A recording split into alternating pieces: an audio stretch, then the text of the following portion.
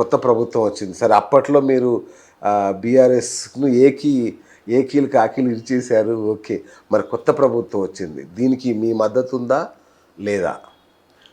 ముందుగా ప్రేక్షకులకు కానీ ప్రజలకు కానీ చరిత్ర తెలుసుకోకుండా వర్తమానాన్ని విశ్లేషించలేము. రైట్. వర్తమానాన్ని విశ్లేషించకుండా భవిష్యత్తు నిర్మించలేము. కరెక్ట్. అంటే నిన్న నేడు రేపు ఒక 2 నిమిషాలు అసలు తెలంగాణ అంటే ఏంటి అనేది కొత్త తరానికి చెప్పాల్సిన అవసరం. ప్లీజ్.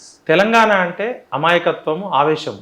తెలంగాణ అంటే ఇవ్వడం, తెలంగాణ అంటే తీసుకోవడం కాదు. కరెక్ట్. మొత్తం ఈరోజు గ్లోబలైజేషన్, మనిషి అనేటోడు మాయమైపోతున్నాడు అని గోరెటెంకన్న పాట రాసిన సందర్భంలో తెలంగాణ కావాలని ఆ రోజు 1952లో ముల్కీ ఉద్యమం, 1969లో ఆర్మీ వర్సెస్ స్టూడెంట్స్, కరెక్ట్, 9 నెలలు కర్ఫ్యూ, స్వాతంత్రోద్యమంలో జలియన్ వాలాబాగ్లో జనరల్ డయ్యర్ అనేటోడు ఊచకోత కోసిండు, ప్రపంచ చరిత్ర.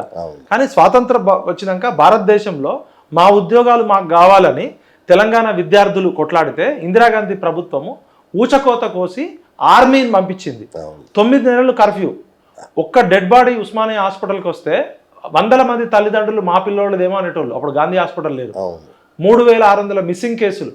అంటే ఇంత పెద్ద చరిత్ర ఇంతవరకు ప్రపంచంలో ఎక్కడ బయటికి రాకపోవడం విషాదం, దుఃఖం, బాధ్యతారాహిత్యం. తెలంగాణ అంటే తెగింపు, తెలంగాణ అంటే ఇవ్వడమే, తీసుకోవడం కాదు. ఇప్పుడు ప్రపంచంలో భూమిపుత్రుల ఉద్యమాలు ఎక్కడ జరిగినా కూడా ఆ భూమిపుత్రులు లాభపడ్డారు.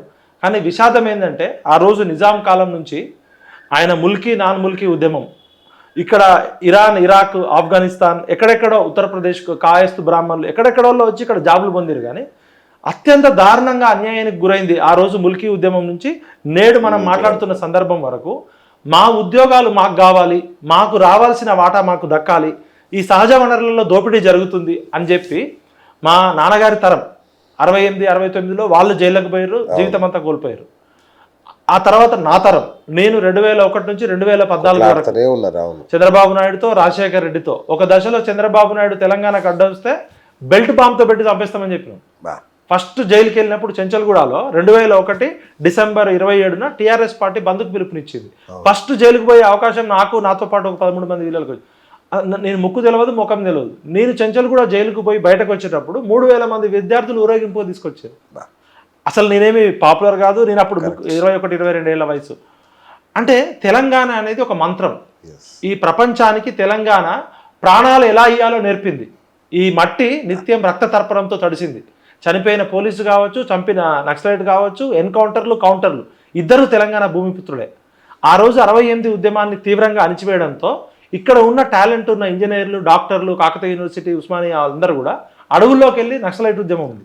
తెలంగాణ అనేది 1000 పూలు వికసించని, 100 ఆలోచనలు మొలకెత్తని. నక్సలిజానికి, మావోయిజంకి, పీపుల్స్ వారికి ఇక్కడ ఉన్న యువతే బలయ్యారు. ఆర్ఎస్ఎస్ ప్రయోగాలకు ఇక్కడ ఉన్న యువతే బలయ్యారు. Extreme left, extreme right. ఎందుకంటే తెలంగాణ అనేది ఒక పొలిటికల్ ల్యాబొరేటరీ అయింది. మొత్తం ప్రపంచంలో ఇక్కడ ఈజిప్ట్లో జాస్మిన్ రెవల్యూషన్ అని వచ్చింది. ఒక టమాటాలు అమ్మే యువకుడిని అక్కడ నియంత్ర ప్రభుత్వంలో పోలీసులు లాఠీచార్జ్ చేస్తే ఆయన చనిపోతాడు. నియంతృత్వ దేశంలో ఒక టమాటాలు అమ్మే అబ్బాయి మీద జరిగిన లాఠీకి వ్యతిరేకంగా జాస్మిన్ రెవల్యూషన్ వచ్చింది. ఇక్కడ 1200 మంది పిల్లలు మా తెలంగాణ మాకు కావాలని చచ్చిపోయారు. 180 కిలోమీటర్ల స్పీడ్తో వస్తున్న రైలుకి ఉరుక్కుంటూ చచ్చిపోయారు. ఎక్కడ ఇంట్లో వాళ్ళు తెలుస్తుందో అని చెప్పి ఒక అమ్మాయి సుజాతనో సుహాసినియో నోట్లో గుడ్డలు కుక్కొని బాత్రూంలో కిరోసిన్ పోసుకొని చచ్చిపోయింది తెలంగాణ కావాలని చెప్పి. ఆ రోజు 370 మంది అమరవీరుల త్యాగాలకి ఇంతవరకు రికార్డు లేదు.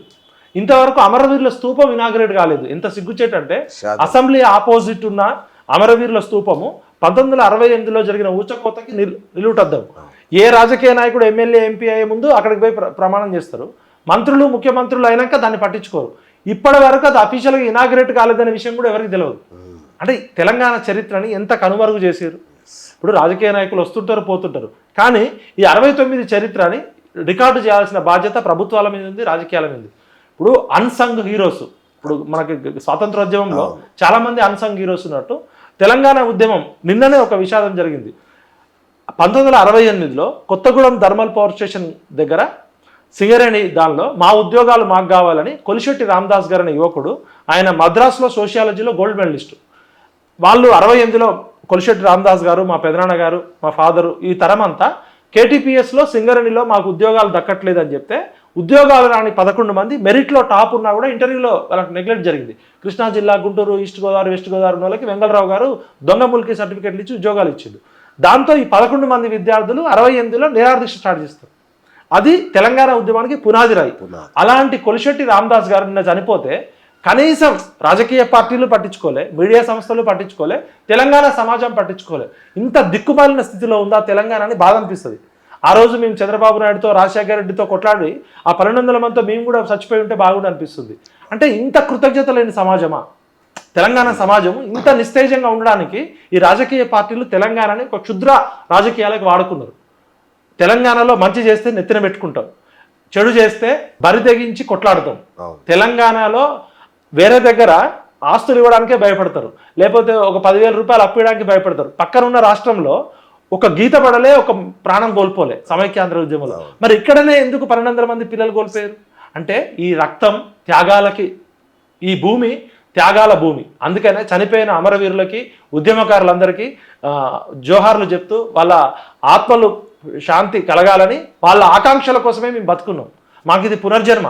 చంద్రబాబు నాయుడు, రాజశేఖర రెడ్డి ఎప్పుడో ఎన్కౌంటర్ చేసేటోడు మమ్మల్ని. మేము బతుకున్నామంటేనే తెలంగాణకి ఏదో చేయాలనే మాకు దేవుడు ఈ శక్తి ఇచ్చిండు. కాబట్టి ఖచ్చితంగా ఈ తెలంగాణలో పేదరికం ఉన్నంతకాలం, తెలంగాణలో పెత్తందారి వ్యవస్థ ఉన్నంతకాలం పోరాటం ఉంటుంది. ఎక్కడ అణిచివేత ఉంటుందో అక్కడ తిరుగుబాటు ఉంటుంది, ఎక్కడ అహంకారం ఉంటుందో అక్కడ అంధకారం ఉంటుంది. కాబట్టి ఈ చనిపోయిన అమరవీరుల కుటుంబాల సాక్షిగా తెలంగాణ ఉద్యమకారుల ఆకాంక్షలు సాధించే వరకు మేము కొట్లాడతామని తెలంగాణ ప్రజలకు ప్రామిస్ చేస్తున్నాం.